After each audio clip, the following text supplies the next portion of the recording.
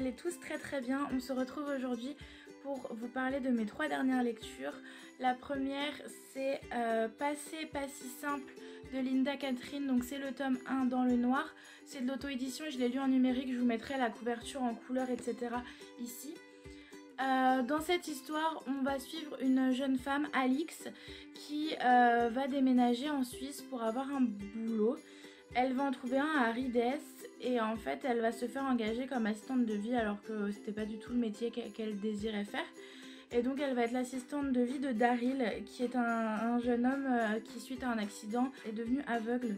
C'est un stress post-traumatique et donc il est devenu aveugle. Alix va arriver et va être confrontée à un homme très froid et très... au départ très distant, puis très rapidement, on comprend très vite puisque c'est une romance, il va très rapidement se passer certaines choses. Dès le début de l'histoire, on sait que Alix a un passé très compliqué. Il y a 4 ans, elle a vécu quelque chose de pas très facile. Et en fait, c'est vrai que depuis ces 4 dernières années, sa vie est réglée suite à cet événement qui s'est passé pour elle. Et on sait aussi que Daryl a vécu quelque chose de pas facile non plus. Et d'ailleurs, c'est un peu pour ça qu'il y a eu son accident ensuite. Alors, c'est une romance que j'ai beaucoup appréciée parce qu'elle change des romances que j'ai eu l'habitude de lire. Je n'ai pas lu énormément parce que je m'y mets tout juste, mais j'en ai lu quand même. Et c'est vrai que le fait qu'il y ait un passé très compliqué, qu'on essaye de comprendre, En fait, on essaye de comprendre, on a des théories, mais c'est pas la bonne chose parce qu'à la fin, on nous explique forcément ce qui s'est passé. Ça m'a assez perturbée, mais j'ai adoré essayer de comprendre le passé de Alix, le passé de Daryl et tous les autres personnages qui sont dans ce roman, parce qu'il y a les 2 meilleures amies de Alix qui sont présentes. Il y a aussi ses frères, il y a aussi les frères de Daryl. Donc c'est vrai qu'on a beaucoup de personnages et d'ailleurs c'est ce qui m'a parfois un peu perturbée, c'est qu'on a beaucoup de personnages qui interagissent tous ensemble, donc parfois j'avais du mal à savoir qui était qui par rapport à qui. Donc si c'était le frère de Daryl ou un des frères d'Alix, enfin voilà, c'était assez compliqué pour moi, mais pour autant au bout d'un moment je me suis habituée à eux et j'ai adoré le fait que justement il y ait de la diversité et qu'aucun personnage n'était pareil. Donc voilà, si vous n'avez pas lu cette romance, je vous la conseille. L'autrice est adorable et en plus de ça, son écriture est vraiment top. Donc voilà, si vous avez envie de lire une romance un peu chouchou, un peu doudou, mais qui n'est pas simple. C'est-à-dire que en fait, c'est une écriture qui est très douce et très tendre, mais pour autant l'histoire ne l'est pas forcément. Et donc c'est ce qui a un contraste et ce contraste, je l'ai adoré. Alors le deuxième roman dont je vais vous parler, c'est beaucoup moins facile, c'est Nos éclats de miroir de Florence Hinkel. Alors c'est beaucoup moins facile dans le sens où je vais avoir du mal à vous en parler parce que à la fois je l'ai apprécié et à la fois il y a eu des bémols pour moi.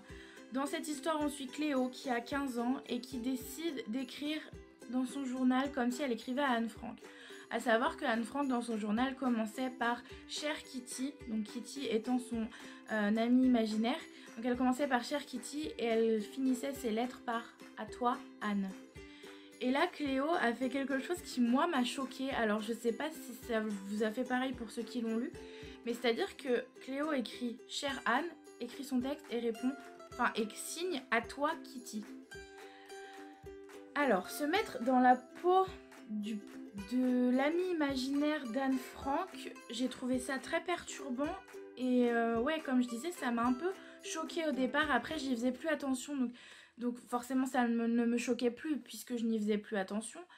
Mais c'est vrai qu'au départ je me suis dit c'est quand même étrange de se mettre dans la peau d'un ami imaginaire, de quelqu'un qui a vécu des choses pas faciles et du coup, enfin voilà, sur ce côté là ça m'a un peu perturbée.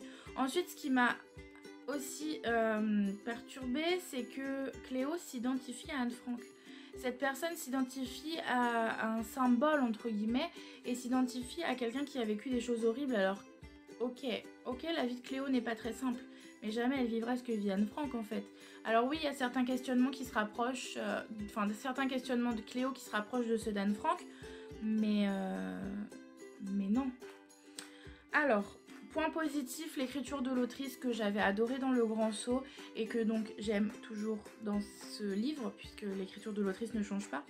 peut-être pour un adolescent qui ne connaît pas toute l'histoire d'Anne Frank et qui peut-être va pouvoir lui s'identifier à Cléo, peut-être que ça sera plus simple, mais moi ça ne l'a pas trop fait. Voilà.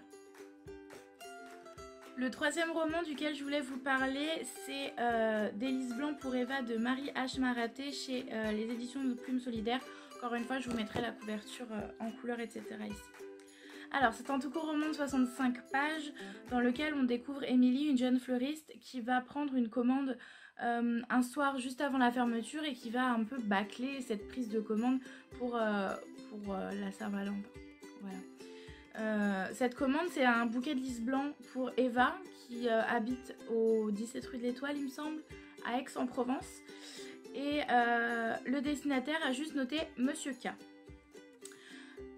Du coup, Émilie, le lendemain ou le jour de la Saint-Valentin, va préparer la commande et puis va se rendre compte que le 17 rue de l'Étoile n'existe pas. Du coup, en voulant rappeler l'expéditeur, elle se rend compte qu'il n'y a pas d'adresse, ni de numéro de téléphone, etc. Donc elle se dit, bah écoute, je pense que vu que c'est pas le 17, ça risque d'être le 7, j'ai du mal noté, etc. Donc ça risque d'être le 7, donc je vais y aller. Vu qu'elle s'en veut, elle va y aller elle-même pour livrer ce bouquet et elle va tomber dans un bar pendant une tempête. Et donc voilà. Bref, je vais m'arrêter là pour l'histoire parce que comme je vous le disais, ça fait que 65 pages. Donc si je vous raconte toute l'histoire, on n'est pas rendu au bout. Personnellement, le dénouement de cette histoire, je l'avais deviné avant.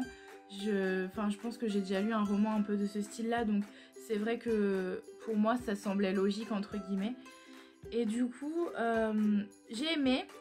C'était court, donc j'ai pas tellement eu le temps de m'attacher au personnage et à la situation. Mais malgré ça, j'ai trouvé que l'autrice arrivait à nous glisser des informations en un très court laps de temps. Par exemple, en quelques pages, elle arrivait à nous glisser une information importante qui va faire évoluer l'histoire. Ou en quelques pages, justement, elle mettait des détails qui n'avaient pas forcément d'importance, mais qui faisaient plaisir à lire, puisque nous, ça nous confortait un peu dans la situation dans laquelle était Émilie. Donc du coup, je vous conseille cette histoire si vous avez envie de lire quelque chose de très très court et qui, par exemple, entre deux gros pavés, pardon. Donc je vous le conseille entre deux gros pavés, mais c'est vraiment agréable à lire. C'est pas dingue, mais c'est vraiment agréable à lire. Voilà, j'ai terminé de vous présenter mes 3 dernières lectures. Si vous en avez lu une des 3, n'hésitez pas à me le dire en commentaire. Et si vous n'êtes pas encore abonné, à vous abonner à ma chaîne, ça fait toujours plaisir. En attendant, je vous fais de très gros bisous et je vous dis à très vite. Lisez bien!